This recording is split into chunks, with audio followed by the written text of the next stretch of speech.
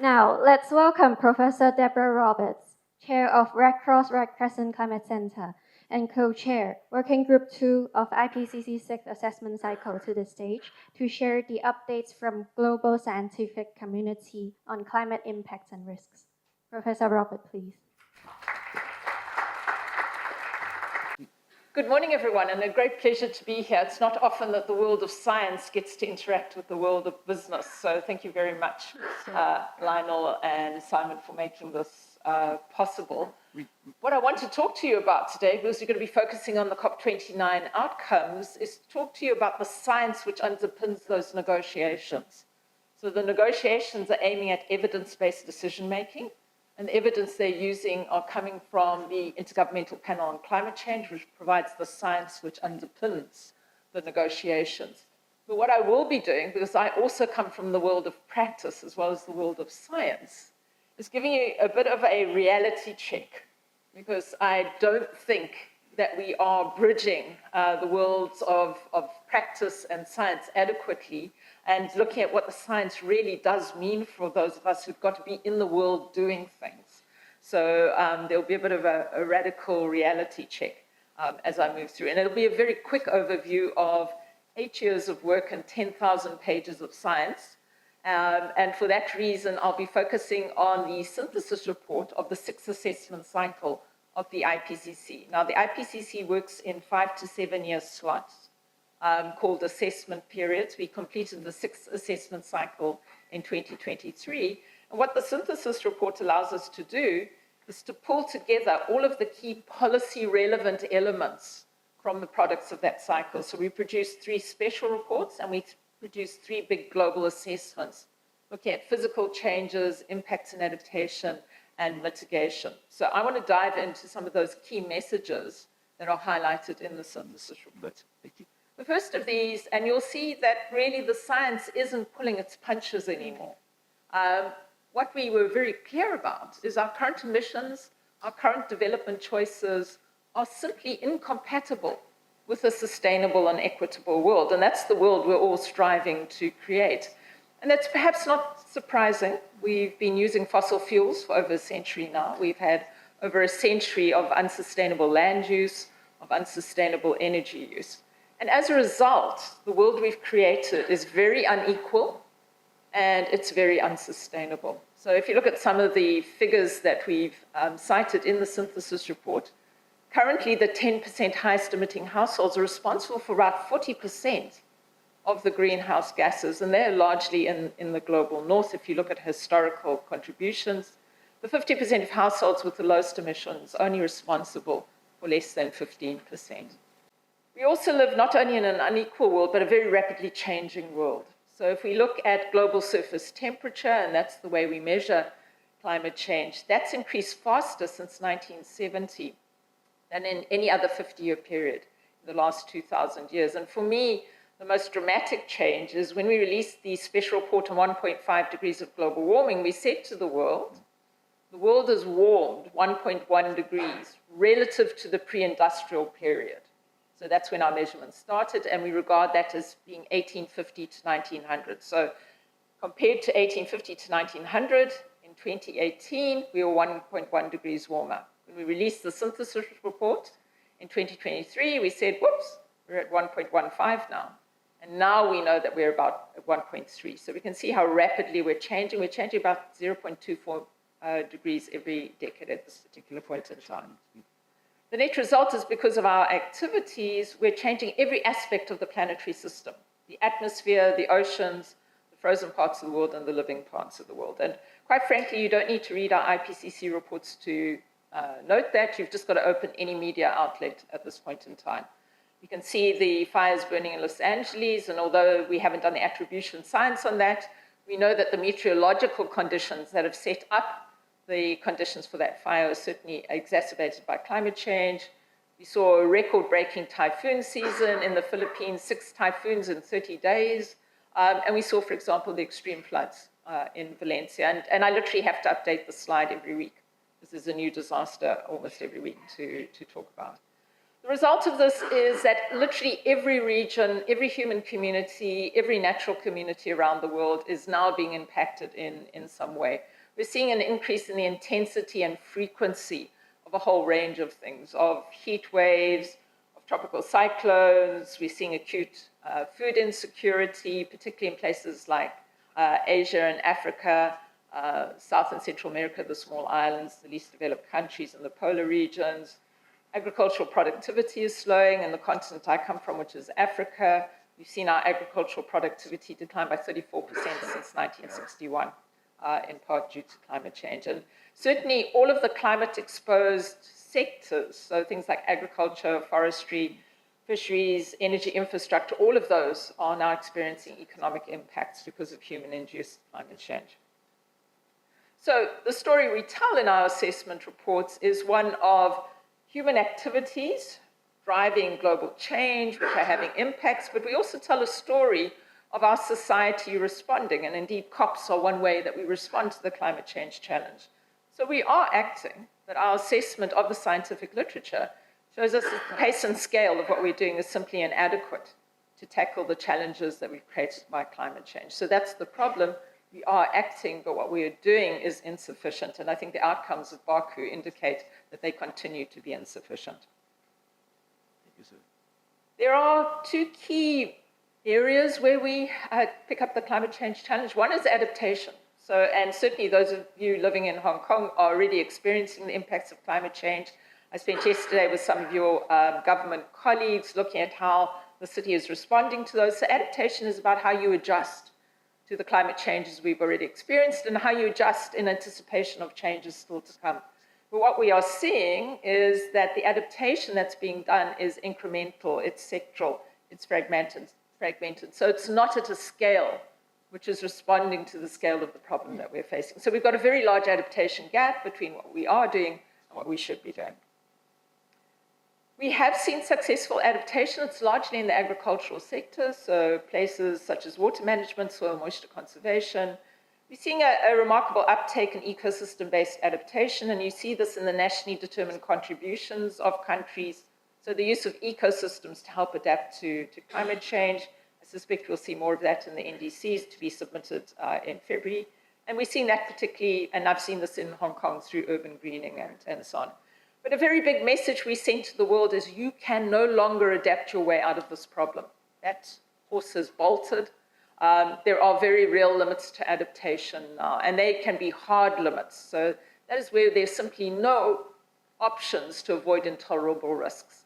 So, for example, when it simply gets too hot to work outside, when the heat kills livestock or results in species going extinct. And we already have a whole host of ecosystems that are at risk. So the warm water corals, the coastal wetlands, rainforests, mountain and polar ecosystems. And that's really important because, for example, Hong Kong is relying on coastal wetlands to protect your coastal areas. They may not survive climate change. So the question is, what do you do then?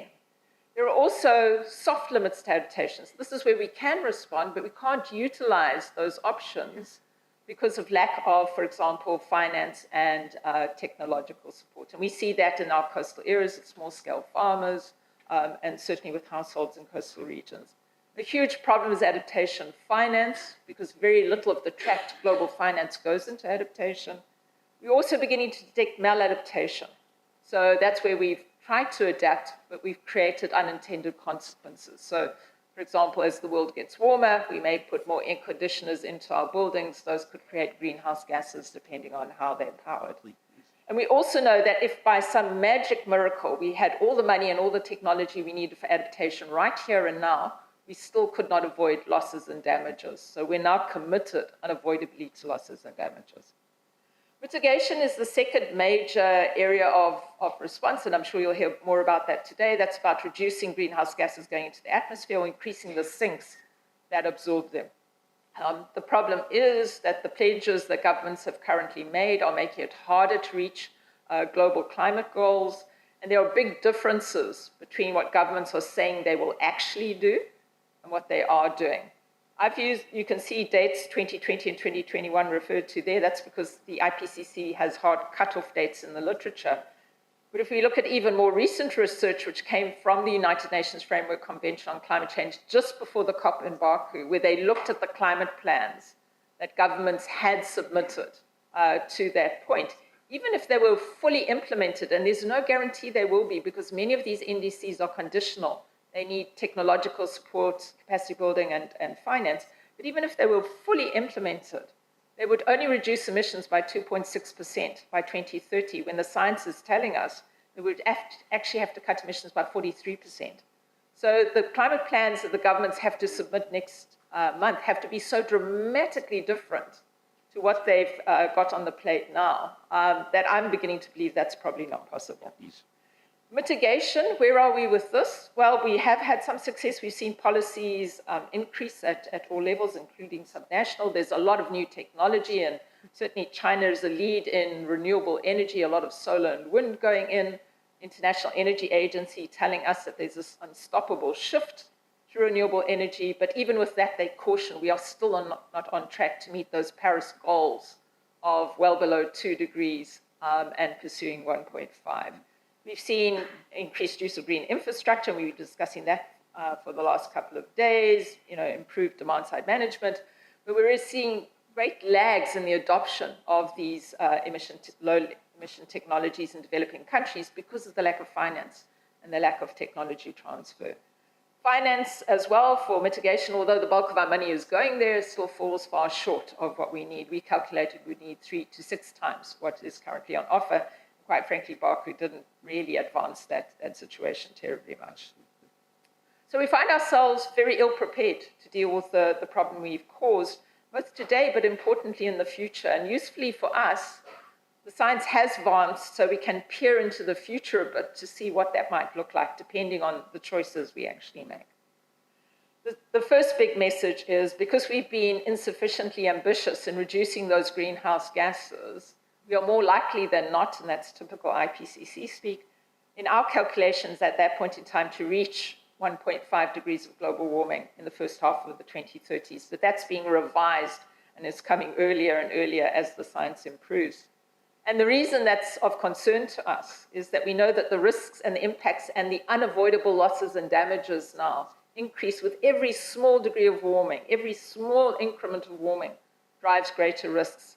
And our assessment also shows us that high risks now occur at lower levels than we previously thought.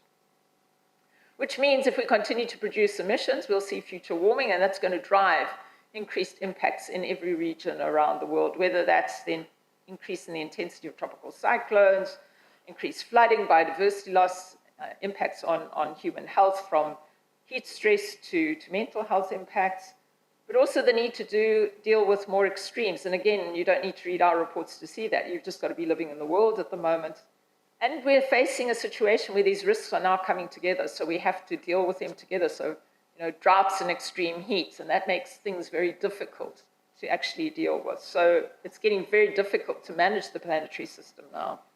Certainly in terms of things like species losses, which is what we've been talking about over the last couple of days, we know, for example, that as the world warms, if we look at a world at 3 degrees of global warming, which is where we appear to be heading, the risk of species losses in the world biodiversity hotspots are 10 times greater, for example, than in a world of 1.5 degrees of warming. So it really does mean that these losses and damages are now an inevitable part of our future. And I suppose for your sector, you need to think about how that might be managed. But we can reduce the losses and damages if we act ambitiously now. The reason, as I've said, that we are facing this world of losses and damages is that there are real limits to what we can now do. Adaptation options are deeply constrained as we warm. They become less effective with every increment of warming, and particularly in the area of ecosystem-based adaptation and water management. We know that above 1.5s, we're unlikely to have enough water for certain island and mountain communities. There'll be irreversible changes, loss of ecosystems and species. There are potentially dangerous feedbacks in the climate system. So the thawing of the permafrost, releasing carbon into the atmosphere, make it much more difficult to return to 1.5. And just last year, NOAA announced that the permafrost in the Arctic now is a source of carbon rather than a sink of carbon. Unavoidable sea level rise. We can't avoid sea level rise over centuries and millennia at this point in time, but we can work to slow that rate. And we're expecting severe infrastructure damage, particularly in our coastal areas. So climate change really is a very big existential threat, not only to us, but the ecosystems we depend on. And that really raises big challenges for us, because if it is, we need to begin acting more ambitiously. But the science tells us if we are really serious about trying to limit global warming to 1.5 or 2, we should see emissions peaking between 2020, but certainly before 2025. So emissions should be going down at this point. But if you look at the recent reports out of the WMO and Copernicus, the European Climate Service, we've reached an all-time high last year of carbon dioxide. We're currently sitting at 422 parts per million. Bear in mind that in the pre-industrial, we were at 280 parts per million. So you can see how much we've increased. So no surprise that when we did a stock take about our progress in implementing the Paris Agreement, that concluded that we're simply way off track meeting the long-term goals. This was also confirmed by the recent UNEP emissions gap report, which indicated that unless countries did something dramatically different with their new NDCs, the hope of achieving 1.5 will be gone within the matter of a few years. So you can see they're bringing it forward. We're no longer talking about the next decade, we're talking about the next couple of years.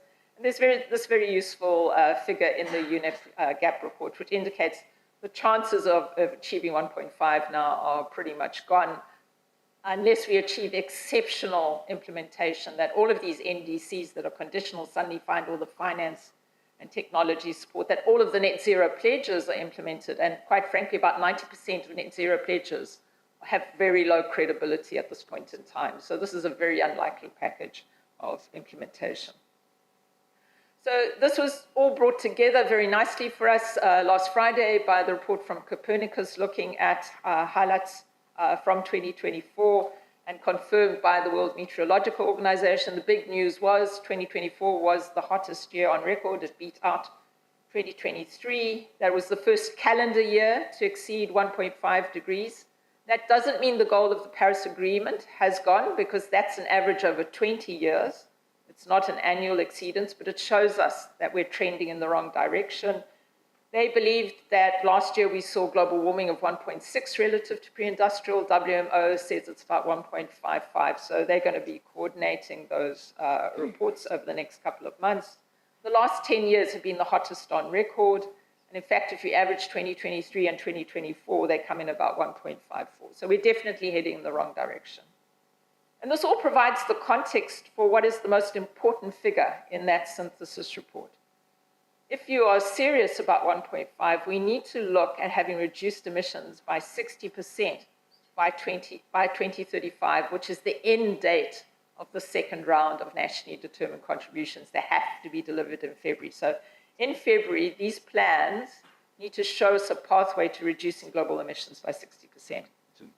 What are the chances of this happening? This is a figure out of the global stocktake, which looks at projected emissions associated with current NDCs in red.